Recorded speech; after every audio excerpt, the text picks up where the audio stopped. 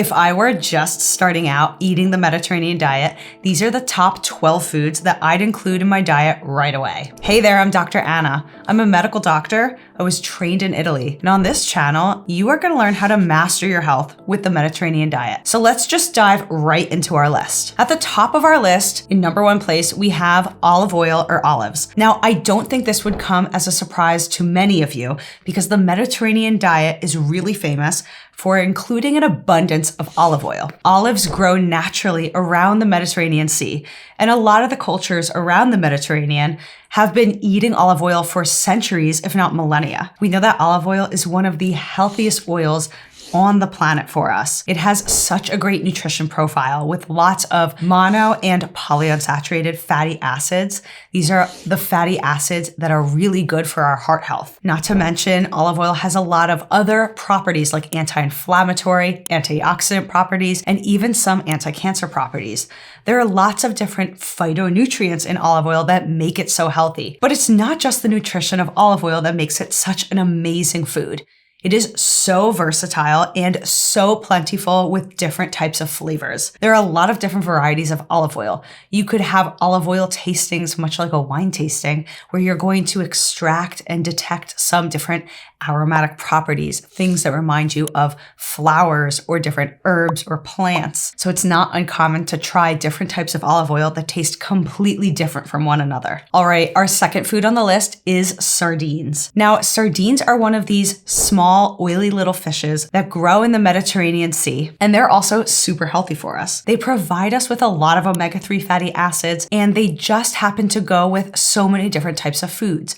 You could incorporate them into salads. You could eat them on crackers or flatbreads, or even have them on a pizza. Something I love so much about sardines is that we can buy them canned, and that means we can be eating them year round. Since they come canned to us, often in the grocery store, they're going to last on our shelf for a little while. So this is one of those food items that I sort of always have in my house. And if I'm running a little bit low on groceries, I know that I have a healthy source of protein and fat right there waiting for me if I need to eat in a pinch. All right, the third food on our list is, of course, going to be tomatoes. Now, this is also not going to surprise many of you.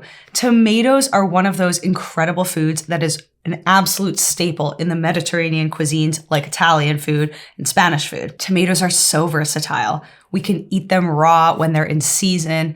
There are so many different varieties. We have small cherry tomatoes, grape tomatoes, then there are Roma tomatoes, plum tomatoes, and then we have those heirloom wild variety tomatoes that can taste so incredible. I lived in the south of France for a summer when I was in college, and I have such strong memories of walking through the farmer's market in the town of Antibes in the French Riviera and smelling all of the different aromas and buying these tomatoes that are literally the size of your face. They are huge. And when you cut into one of these tomatoes, it almost tastes like something you've never had before. Just a wild amount of flavor that comes out of these tomatoes. So tomatoes can, of course, be enjoyed raw in a tomato salad or a classic Mediterranean salad of chopped tomatoes, cucumbers, maybe onion, feta cheese, some parsley, vinaigrette, or you could have a caprese style salad, sliced tomato with fresh mozzarella, basil. It's to die for. But tomatoes are also really great for cooking. Of course, I could not mention tomatoes without talking about pasta sauce. There are so many different amazing pasta sauces that have a base in tomatoes. And tomatoes are also an excellent base for a soup or a stew. So you can really get creative with how to use tomatoes in your kitchen. And something I love about tomatoes is that if we are making them into a sauce, we can then jar it or can that sauce, or even just buy pre-canned tomatoes and enjoy it all year long. So if you're living in a part of the world where you have a strong winter season and tomatoes do not grow all year round, that is one of the best ways to keep tomatoes in your diet at any time of the year. All right, fourth on our list, we have garlic. Now, garlic is one of these ancient foods that has been incorporated into so many diets around the world because it is so flavorful and it adds a lot of dimension to cooking. But it's not just tasty, it's really, really healthy for us. There's a lot of research about how garlic has lots of anti-inflammatory properties, antioxidant properties, anti-cancer properties. It's good for a ton of different diseases like chronic diseases, and it's known to be really good for our digestive and immune systems. Now, there's not enough ways that you could use garlic. You could put it into sauces, soups, stews. You could mince it down and saute it with vegetables. You can garnish fish or meat with it. It's just one of those things that has such versatility. Something that my family always liked to do when I was growing up was to roast a whole head of garlic. And then when you take it out of the oven and it's really soft, you could squeeze out the cloves and spread that on a piece of toast. Now I have a cooking tutorial for you up here where I show you just how to do that. So check out that video if you're interested. And then if you're interested in learning a little bit more about garlic and all of its health properties, I have a link in the description below to an article that does a really nice summary of the health benefits of garlic. It's a little bit sciencey, but for those of you out there that are really looking for that level of detail, I got you covered. All right, now in our 5th place, we have garbanzo beans, which are otherwise known as chickpeas. So these are one of the healthiest foods on the planet. And like a lot of other foods on this list, they're really versatile. Chickpeas are often eaten in the spreadable form known as hummus. Now, this is where you blend them down and you add things like olive oil, tahini or ground sesame paste, maybe some lemon juice, maybe some garlic or some other spices, and you can get really creative with flavoring up your hummus. But chickpeas do not only have to be eaten in this form. They can be enjoyed as is in a salad or with some roasted vegetables or even roasted on their own as a crispy snack. And beyond the versatility of chickpeas, they're also providing us a whopping amount of nutrition, about 10 grams of fiber in just 1 cup of chickpeas. And if you know a little bit about fiber, the goal is as an adult to hit around 26 to 30 grams of fiber a day, or roughly 28 grams a day. So if in one meal you're eating a cup of chickpeas that's providing you 10 grams of fiber, you're nearly halfway done for the day. All right, the 6th food on our list is cucumber. Now, cucumber is one of those really easy to eat vegetables. It is just good as it is by itself, but it's also fantastic for any kind of salad you can imagine, whether this is a Greek style salad with tomatoes, red onion, feta cheese, or chopped down into the Mediterranean salad that I mentioned before, which is seen in so many cultures around the Mediterranean Sea. Cucumbers are also known to be as a very cooling type of a vegetable, and that's why it's so good in some of these yogurt dips, like a tzatziki. Now, I like to just chop down cucumber and use it to dip into different types of spreads, into things like hummus, tzatziki sauce, baba ganoush, whichever you'd like. And if this video is working for you so far and you like what you hear, I'd like you to please subscribe to this channel, because believe it or not, it actually helps get this information out to more folks who really deserve to learn this information. All right, so coming in at number 7 on our list of Mediterranean foods that you want to eat, it is anchovies. Now, just like sardines at our number 2 spot, anchovies are super healthy for us. These oily little fishes come packed with omega-3 fatty acids. They have a really strong flavor. And so for those of you that are not into a very fishy aroma, this might not be something that you're going to go for.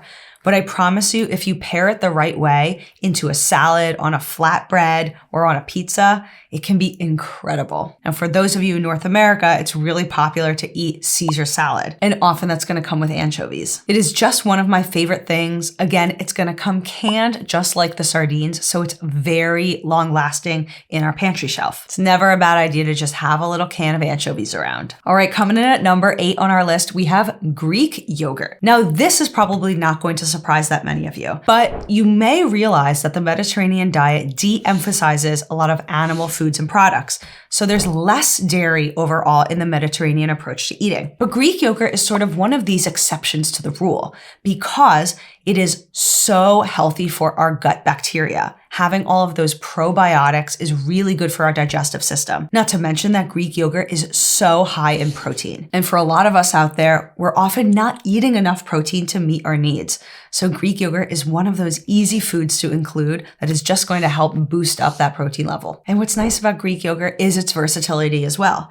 You can eat it with your breakfast and sort of in a breakfast yogurt parfait style, but it is not limited to that. Greek yogurt is a fantastic base for a yogurt dip, like a tzatziki sauce, or you could make it even spicy. You could sort of make your own recipe, adding a little bit of lemon juice, a little bit of garlic, some herbs or spices. You can get fancy with it. But I cannot emphasize enough how fantastic Greek yogurt is to have in your fridge. So coming in at number 9 on our list of top Mediterranean diet foods, it is fresh herbs. And this can be really any kind of herb you want.